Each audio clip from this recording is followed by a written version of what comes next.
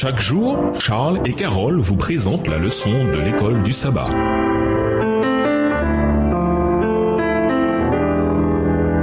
Bienvenue dans votre émission. Dieu nous parle. Nous voilà à la leçon de dimanche, chantée en l'honneur de l'Éternel. Lisons Néhémie 12 et versets 27 à 29. Notez quelques mots clés qui révèlent à quoi ressemblait leur adoration et leur louange. Comment les décririez-vous? Néhémie 12, versets 27 à 29. Lors de la dédicace des murailles de Jérusalem, on appela des Lévites de tous les lieux qu'ils habitaient et on les fit venir à Jérusalem, afin de célébrer la dédicace et la fête pour des louanges et par des chants au son des cymbales, des luttes et des harpes. Les fils des chantres se rassemblèrent des environs de Jérusalem, des villages des Nophaciens, de Beth-Gilgal, du territoire de Géba et d'Azmavet, car les chantres s'étaient bâtis des villages aux alentours de Jérusalem. La nation israélite avait nommé une catégorie spécifique de Lévites pour qu'ils soient des chantres et des musiciens pour les services du temple. Dieu conduisit la pratique et donna des instructions pour le service, car l'adoration dans le temple devait être magnifique et se faire de manière professionnelle. Le roi David avait organisé cette pratique en un système plus élaboré et magnifique qu'auparavant. Ainsi, les descendants d'Asa, que David avait nommés chefs du culte dans le temple, furent toujours désignés comme les chantres chargés du service de la maison de Dieu. Néhémie 11, verset 22. Cherchons 1 Chroniques 25, les versets 6 à 8. Que nous enseigne ce passage sur l'importance de la musique pour leur adoration et leur interprétation des chants en l'honneur de l'Éternel, dans la version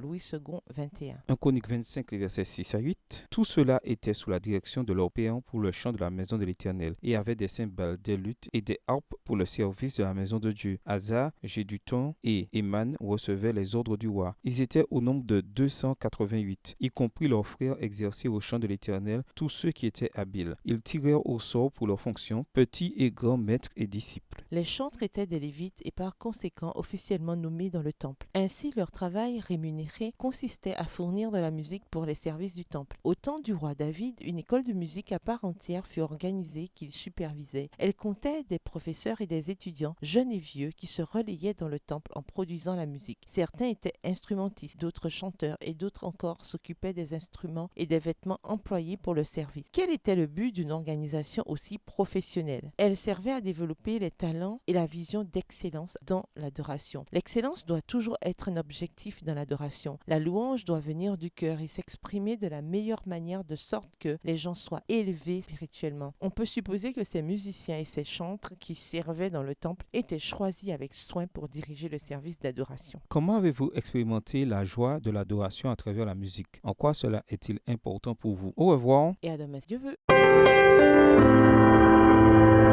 Dieu nous parle.